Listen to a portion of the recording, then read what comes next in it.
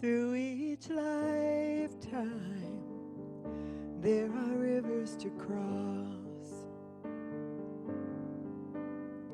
And what if there's no lifeline and you're sinking or lost? Just believe in your direction. Let your heart explore, 'cause you can't reach new horizons standing on the shore. There are mountains we need to climb, but the mountains standing in our way are only in our minds, and the risk of going nowhere is the greatest risk of all. So just listen to the voice that says, I'll catch you if you fall. On the other side of doubt is faith. On the other side of pain lies strength. The journey may seem endless when you know the road is rough. On the other side of fear is love.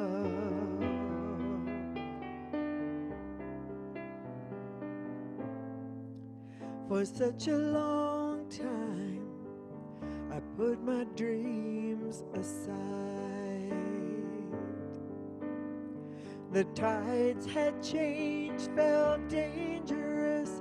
The mountains seemed too high, and my dreams were slowly fading as time went quickly by. So I took a breath with every step, never knowing that I'd find that on the other side of doubt is faith. On the other side of pain lies strength. The journey may seem endless when you know the road is rough, but on the other side of fear is love.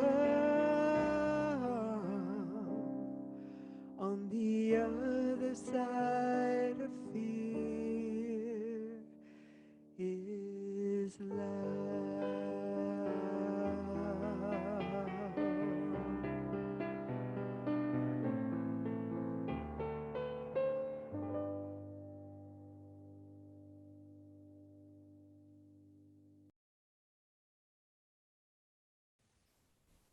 Thanks, Connie. Beautiful song. So this morning, I'm excited to launch a new theme, a new study topic. And the study topic is connected through spirit. And the reason that I chose that topic is because I think right now connection is what we're hungry for. And this is a wonderful thing. If we look across the screen at one another, we see each other's faces, we are live, we are inviting each other into each other's homes, aren't we? We are somehow connected across the ethers. And this feels really good in comparison to not having any connection at all. But I want to invite you into the possibility that even in this forum, there is a way for us to connect more deeply. That some of what we're missing is available to us. And it's available to us based on how we use this forum, how we look into each other's eyes, how quickly we scroll past, or how slowly we take time to really notice who's here. It's available to us by how we share with one another through the chat box. It's available to us depending upon whether we choose to stay and go into breakout rooms for a few moments and risk meeting new people and sharing our hearts with one another. It's available in lots of different ways. So over the next few weeks, we're going to talk about how to deepen our connection no matter where we are. And I want to begin that conversation with something that I believe is a foundational pillar to our interconnectedness. And I'm going to start by telling you a story. So once upon a time, a long time ago, there was an old woman, and she wandered from town to town. And she was not the easiest person to be close to. She was very wise, and she had a great deal to teach anyone who would listen to her. She didn't get to bathe very often. She had nothing to wear. And when you saw her, you might notice that her eyes held strong commitment and her stride was powerful. But her hair was greasy and she carried the grime and dirt of the road with her. So on this particular day, she happened to walk into a town, as she often did, and she went to the very first door and she knocked on the door. And a young woman opened the door and immediately averted her eyes and said, "What is it that you want?" And the old woman said, "I am very tired. I've walked a long way, and I'm looking for food and shelter and a place to rest." And the young woman, still not even looking her in the eye, said, "We have nothing here for you. Move on." And so she did. And she walked not very much farther up to the next house and knocked on the door. And a man opened the door and very quickly looked away. And he said to her, "What is it that you want, old woman?" And she said, "I'm very tired and I've walked a long way.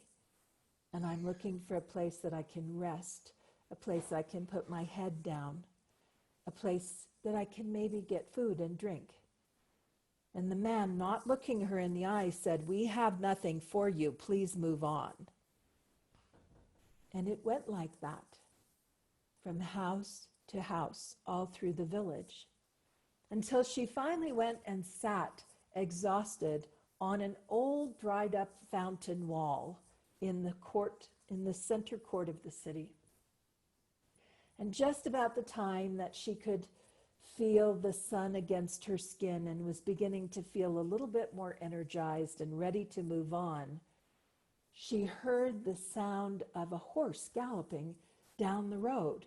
And suddenly, people began to throw open their shutters and hang out the windows and cheer, open their front doors and run out to the street. And so she followed their eyes up the street and she saw a beautiful young man coming into town in a red, gorgeous cape, beautiful hair blowing in the wind. And he galloped all the way to the center square right by her. And as he did, the people came out of their homes and they brought their finest gifts and their best food and drink. And they cheered and were so excited he was in town. Well, as you might imagine, the woman was very confused. So she fought her way. She was a tiny woman, and she fought her way through the crowd till she could get right next to his horse. And she reached up and she tugged very hard on his cape, and he looked down. And she said, "Excuse me, sir, are you a king?" And he said, "No, old woman, I am not a king." And he went back to greeting all of the people who were around him, and she tugged again really hard, and she said, he looked down and she said, "Excuse me, I'm so sorry, but "Are you the land keeper of this city?" And he looked down and he said, "No, I am not." And he went back to greeting the people who were there and receiving gifts from them. And she pulled really hard the third time on his cape and said, "Certainly you must be the son of someone here who has been gone in battle and coming home." And he said, "I am not anyone's son. Why do you ask? And what is your name?" And she said, that. "My name is Truth. And when I come to the city, no one wants to look at me. What is your name?" And he said, "My name is Story. And when I come into town, everyone opens their ears to hear what I have to offer. I have an idea." And he reached down and he helped the old woman get up on the horse behind him and covered her with his cape. And he said to her, "No one likes to see the naked truth.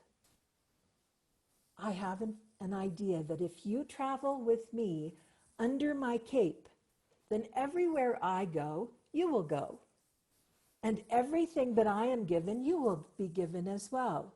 And when I eat and I receive something wonderful to drink, I will share it with you." And that, my friends, is why every good story has a little bit of truth in it.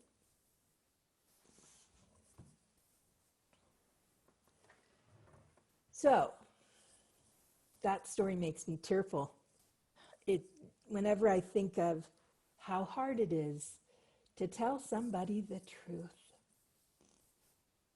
I just want you to think about that for a minute. Because we say it to each other, don't we? "Well, let me just tell you the truth." Well, the truth of it is, whenever we start to speak about what is true for us, we say it as though we have to apologize for doing it.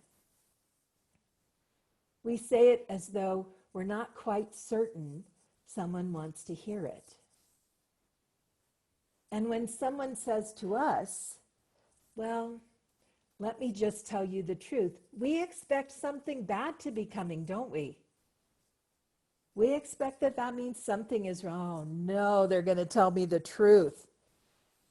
That is not a good thing, because nobody wants to see the naked truth.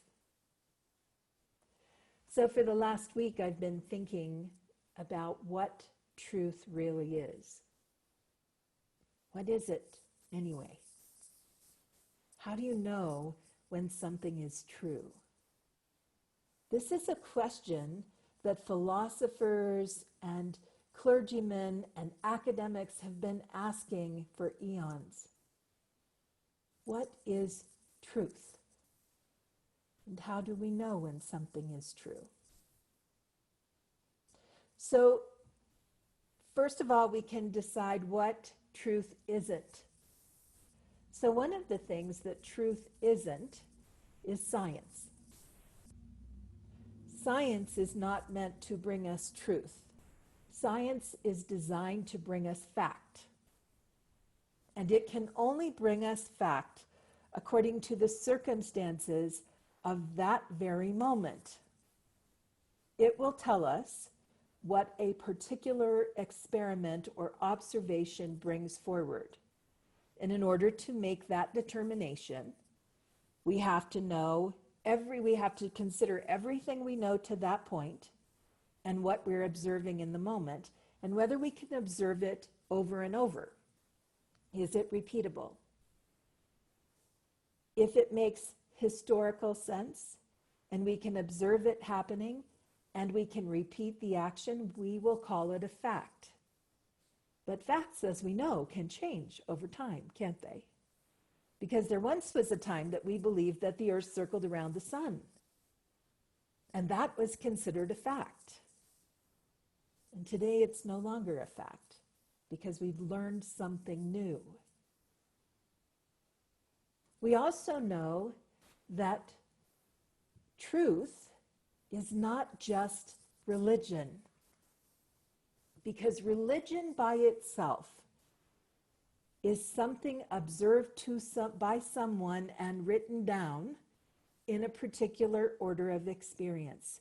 It's largely based on culture. It's based on where a person comes from and what is available to them. For some of us, if we live close to the earth, for example, in some of our Native American traditions, our religion will express the foundational things that we see in the earth. If some of us were raised in cathedrals and glorious places of worship, our understanding of truth will come from the experience of worship. And more importantly, will come from our teachers and our teachings. So we have to be careful when we name religion as truth. We also get some of what we think to be true from our family, from how we were raised and what we were told were the right values to have, the right ways to behave. But in reality, those teachings those experiences belong to someone else, don't they? They're not necessarily our truths. So how is it that we find our truths? What is it that brings us to being able to say not only something is true, but something is capital T truth? Meaning this is a truth you can live by. What is truth really?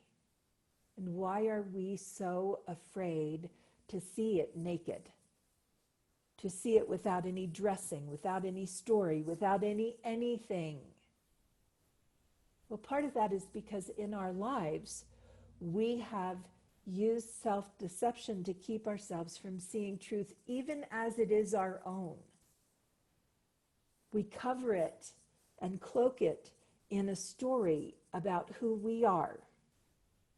A story that starts about how we were born and when we were born, where the stars were when we were born, and what that means about us. We cloak it in the opinions of other people's relationships with us, and we tell those stories. We cloak it in the identity that we take on because of the jobs that we have. We cloak our truth in many different layers of story. So what would happen if we peeled back the layers? What would happen if we are not the stars we are born under? What would happen if we are not determined by other people's opinions in the relationships that we've had? What would it be like to know that other people's opinions do not define who you are, no matter how many people have said what to you? What if nothing anyone has ever said is the naked truth of your being? Then who are you really? If you are not your job, and you are not your family, and you are not your relationship, and you are not the country you lived in, or live in now, or the stars that you were born under, or even what you ate for breakfast today. What if none of that is who you are? Then what is the truth of your being? The capital T, undeniable, always true with every breath you take, has been true from the moment you were born to the breath you are taking as I speak.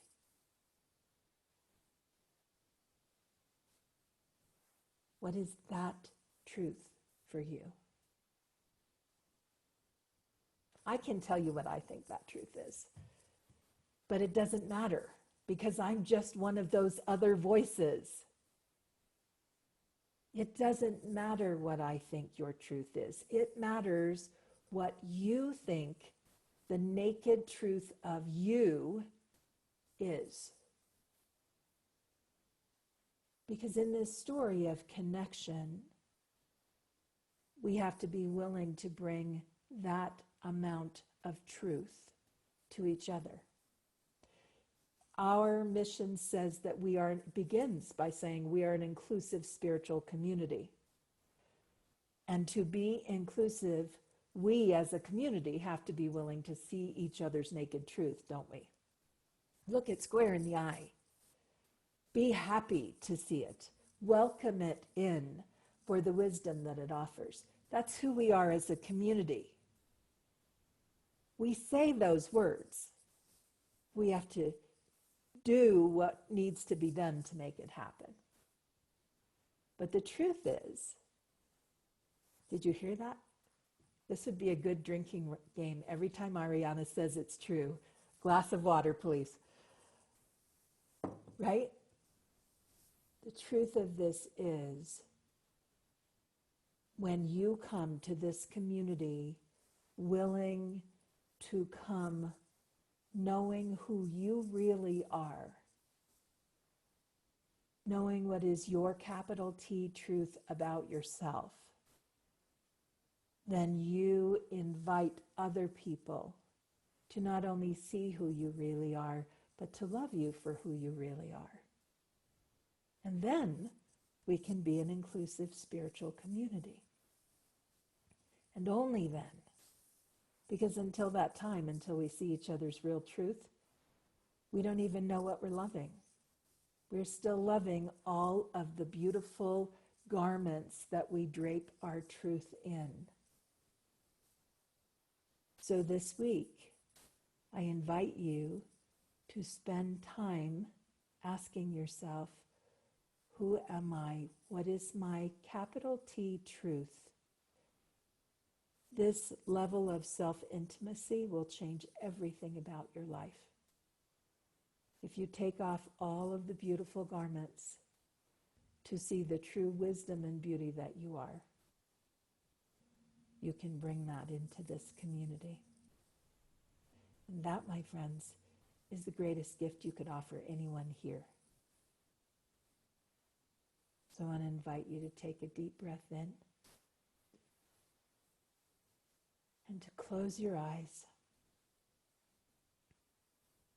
to settle into a time of meditation,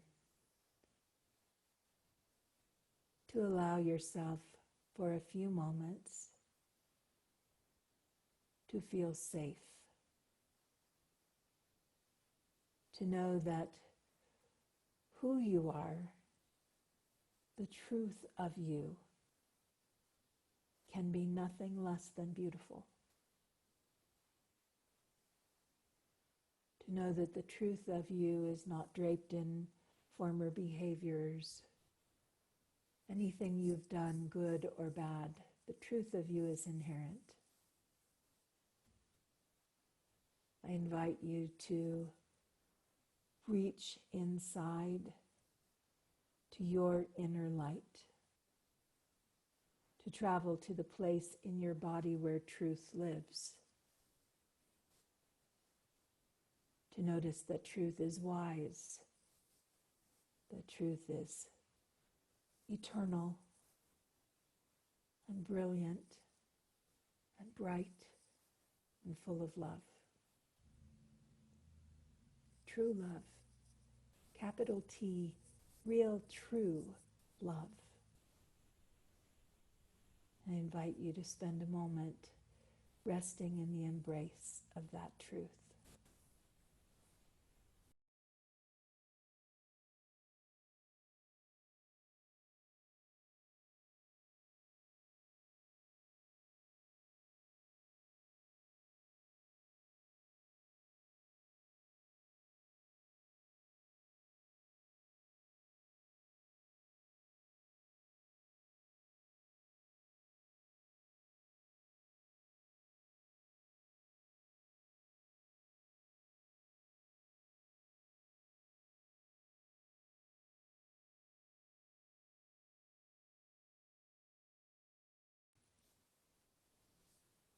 And as you gently feel yourself held and welcome into this intimate place of self-truth,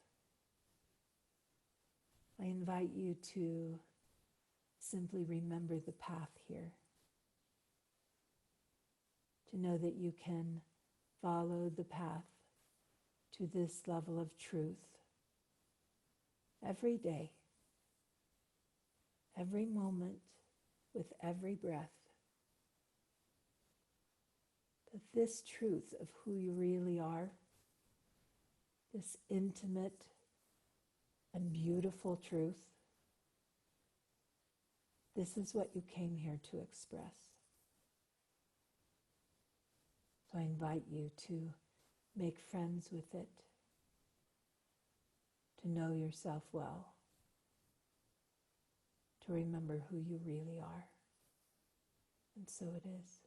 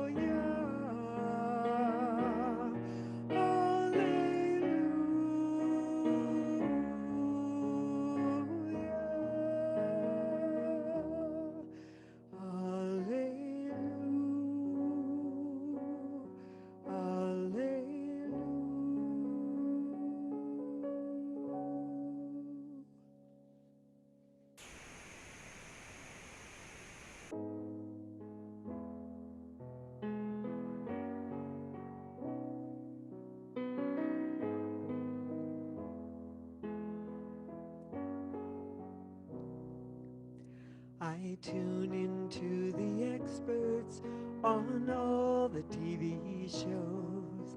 I read the books that tell me all the things that I should know. I ask my friends what they think of the things I'm going through. When no one has the answer, I know what to do. I listen for the whisper deep down inside. Listen for the whisper, a strong but gentle guide with 1,000 different voices ringing in my ear. I listen for the whisper that only the heart can hear.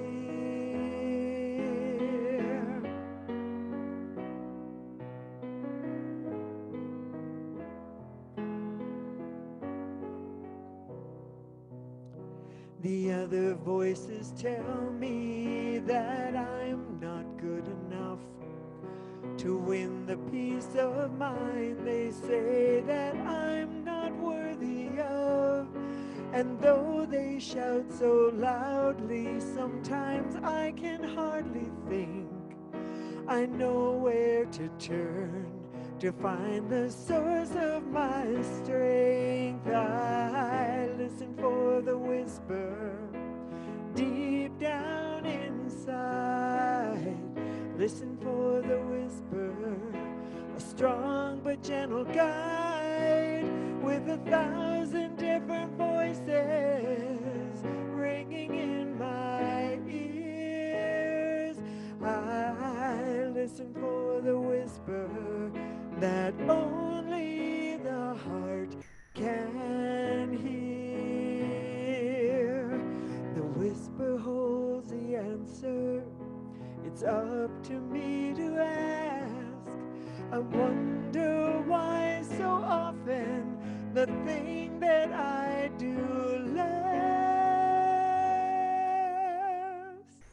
is listen for the whisper deep down inside. Listen for the whisper, a strong but gentle guide with 1,000 different voices ringing in my ear. I listen for the whisper that